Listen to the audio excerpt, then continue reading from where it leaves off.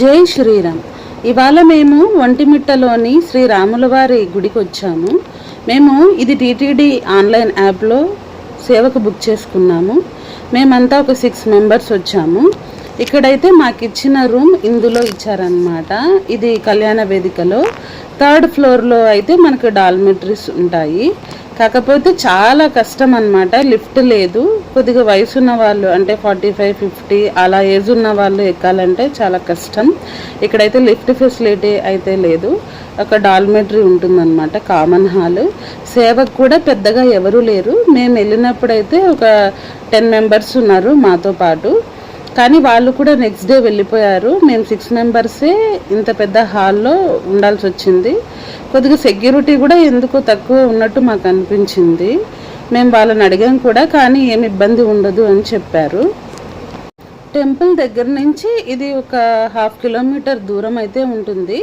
మనం సేవ అంతా చేసుకొని మళ్ళీ నడిచి రావాలి అంటే కొద్దిగా ఇబ్బంది. నైట్ టైమ్స్ లేడీస్ కదా, ఆ రోడ్లో అంతా నడవాలి అంటే కొద్దిగా ఇబ్బందిగా అనిపిస్తుంది, చాలా భయం వేస్తుంది. సో మేము ఎవ్రీడే మార్నింగ్ ఈవినింగ్ ఆటో మాట్లాడుకొని వెళ్ళాము. పర్ పర్సన్ 10 రూపీస్ తీసుకున్నారు. వాళ్ళైతే ఫెసిలిటీస్ ఏం ఇవ్వరు మనకు, మనమే ఏర్పాటు చేసుకోవాలి.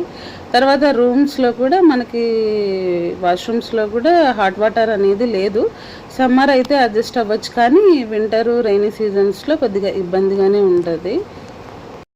డైలీ ఎవ్రీ మార్నింగ్ మేము 7కి టెంపుల్ దగ్గరకు వచ్చేవాళ్ళం అనమాట.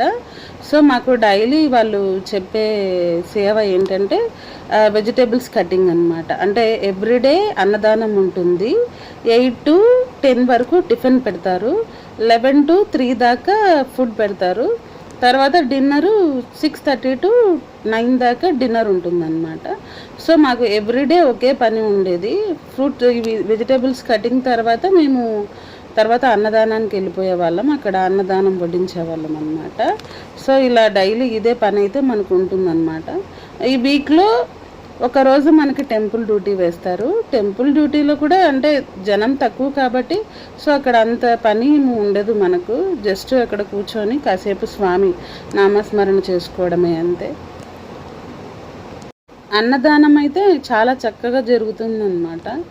డైలీ 2 కూరలు, రసము, సాంబారు అలా ఉంటాయి. టిఫిన్ అయితే మార్నింగ్ పొంగలు, ఉప్మా, చట్నీ, సాంబార్ అలా పెడతారనమాట. చాలా నీట్గా అండ్ చాలా బాగా చేస్తారు కూడా ప్రసాదం. అన్నదానం చాలా బాగుంటుంది ఒంటిమిట్టలో. మీరు ఈసారి వెళ్ళినప్పుడు ఒకసారి అన్నదానానికి కంపల్సరీ వెళ్ళండి. జై శ్రీరామ్.